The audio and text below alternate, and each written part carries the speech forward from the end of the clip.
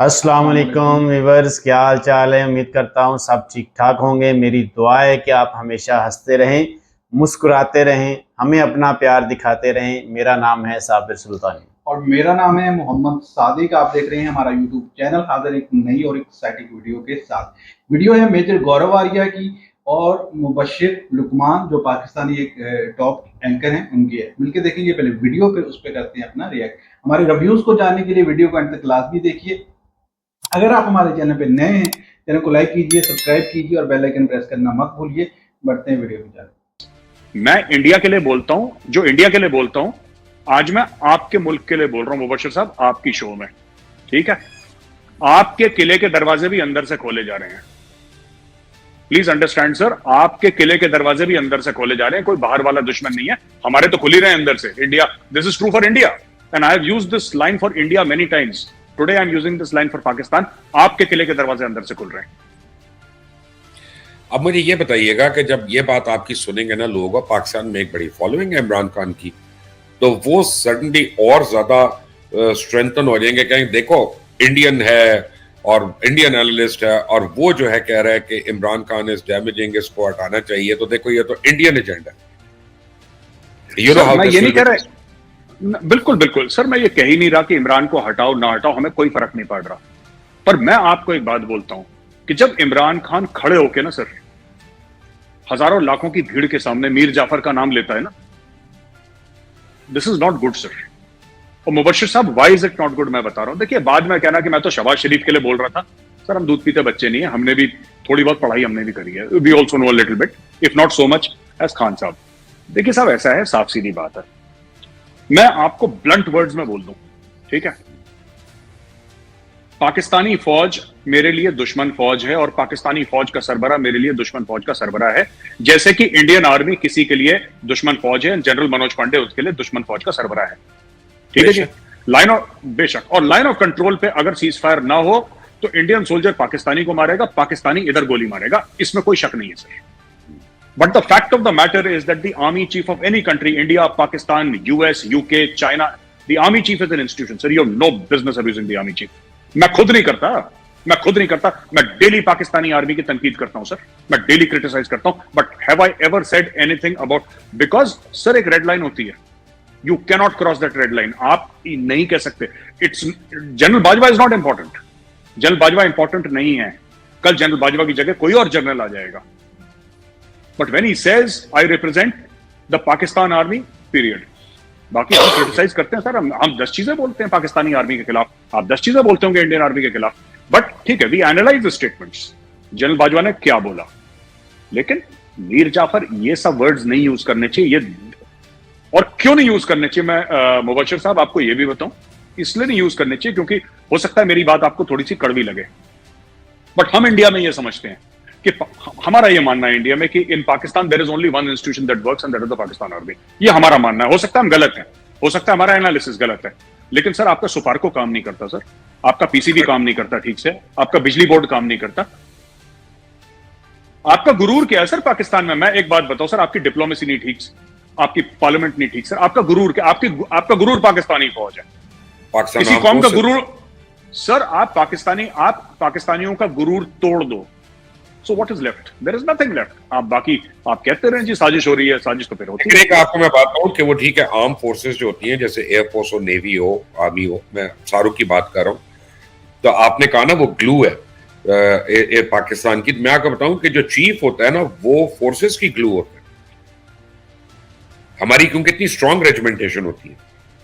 जी बिल्कुल, आप बिल्कुल ठीक कह रहे हैं। एंड बिल्कुल सेम स्ट्रक्चर इंडियन आर्मी का भी है कि regimental spirit sir, regimental spirit के नाम पे तो ऐसे ऐसे कारनामे, हिंदी में कांड बोलते हैं सर हम लोग, ऐसे ऐसे कांड हो जाते हैं, ऐसे ऐसे कारनामे हो जाते हैं रेजिमेंटल स्पिरिट के चक्कर में कि and you are defended. I have done some very stupid things in the army. वो जो है ना, हम we are very proud of one thing. मेरे फादर की जो पलटन थी ना, वो 28 मीडियम थी, और मेरे एक भाई की भी वो थी। और गनर्स, मेरी सारी फैमिली गनर्स है। हम इन्फेंटेरियंस आप जैसे जो है ना, उनको हम जिटरी समझते हैं। तो वो जो है ना, आपको मैं बताऊं कि हमारी एक बड़ी हिस्ट्री है 28 मीडियम की। It was given the title of boot chicken, और बड़ी और रेजिमेंट के लिए हमें हर वक्त खड़ा होना पड़ता है, even though I am a civilian. और जो भी आप सही कह रहे हैं, सीओ इररिस्पेक्टिव जो मर्जी हो, अगर वो कहता है जी बड़ा खाना है तो आना है, तो फिर जाना है। There is no excuse on that. तो ये रेजिमेंटेशन तो हमारा प्राइड है, हमारी फोर्स का। सर ये प्राइड के अलावा मुबशिर साहब, this is an identity. Without regimentation ना, विदाउट इथॉस, मैं इंडियन आर्मी की बात बताता हूं, without ethos, without a DNA, without regimentation, it's no longer the army that people think it is. What makes us different? It is not the weapons or the training set. ये हथियार तो पैसे का मामला होता है ना, पैसा फेंको हथियार खरीद लो, but the weapons do not make an army strong. आप देखिए अफगान आर्मी को देख लीजिए, क्या हुआ अफगान आर्मी का। अफगान आर्मी के पास ब्लैक हॉक हेलीकॉप्टर से लेकर अपाची गन, पता नहीं क्या क्या दुनिया भर का तो तामझाम था, लपेट दिया पूरे तालिबान ने आके उनको। इतना तो हमारे दोनों के पास नहीं है जितना उनके पास है। उनके पास they are the latest sir, latest carbines हैं, latest artillery pieces हैं, they collapsed because you know America could give them weapons, America cannot give them the will to fight sir. Will to fight तो कलेजे से आती है, वो तो जिसका कलेजा होगा वो लड़ेगा, जिसका नहीं होगा भाग जाएगा। तो ये बात है। अच्छा मेरे साहब ये बताइएगा कि आप लोगों के ऊपर एक बड़ा आरोप है, एक इल्जाम है कि आप लोग आज तक पाकिस्तान को आपने रिकग्नाइज नहीं किया एज अ सॉवरेन कंट्री, और हमेशा आप कहते रहते हैं देखिए जी हमारा छोटा भाई है, हमारा नाराज भाई है। अभी हम समझते हैं कि हमारी सॉवरेनिटी इन बातों से कॉम्प्रोमाइज होती है। Why can't you accept Pakistan as a reality and not a dream?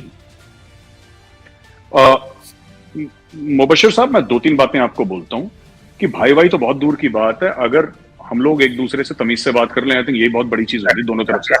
I think भाई तो फिर बाद की बात है। दूसरी चीज देखिए ना, मैं आपको 2-3 चीजें बताता हूं कि ये ऐसी बात नहीं है।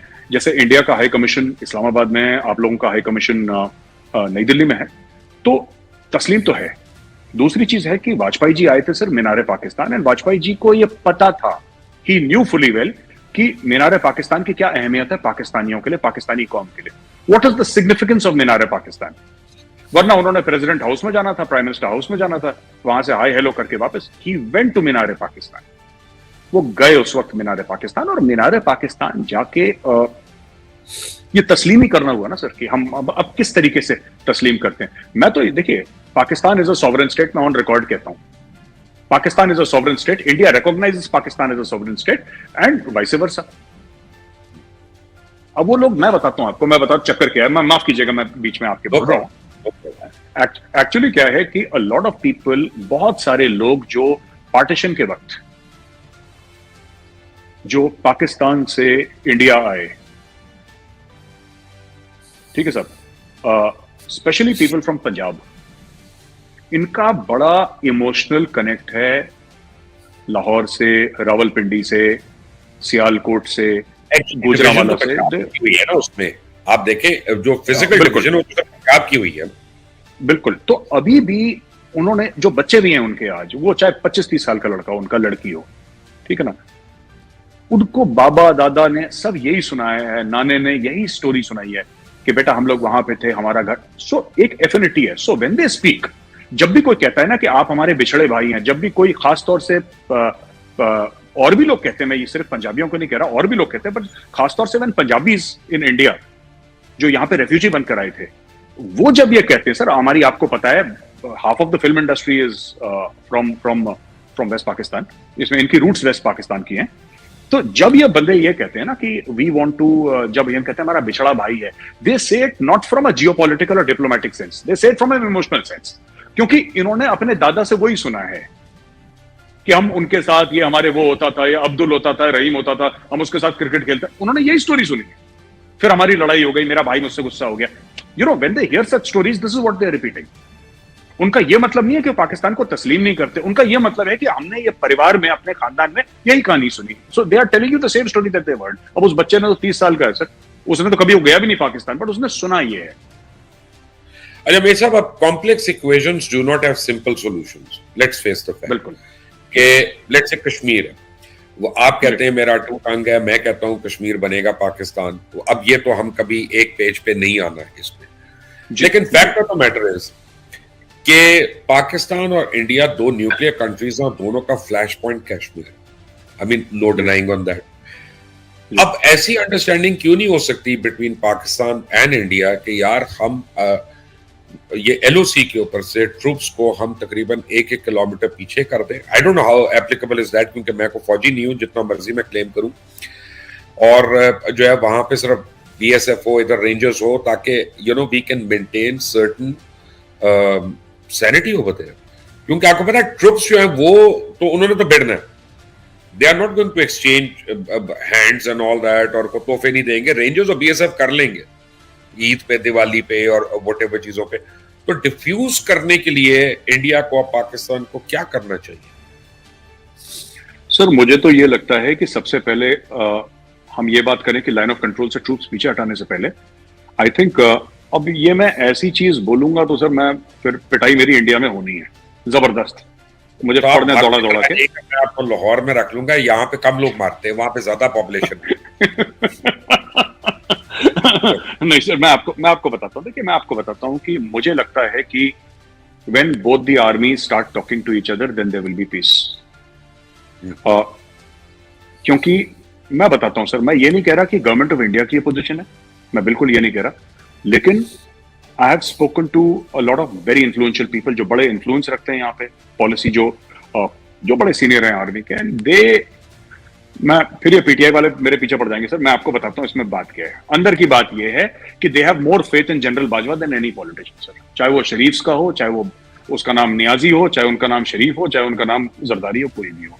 दे से दैट बिकॉज 3 साल से, पूरे 3 साल से इन एनालिस्ट ने जनरल बाजवा का सिर्फ स्पीच नहीं, उनका जो बॉडी पॉस्चर है, उनके चलने का तरीका, उनके बोलने का तरीका, उनके फेशियल एक्सप्रेशन, बाजवा साहब पे पूरी यहां पे पीएचडी हो गई है.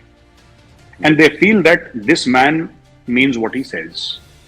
अगर दुश्मन है तो दुश्मन है, दोस्त है तो दोस्त है, दोगला नहीं है ये बंदा. This is the understanding.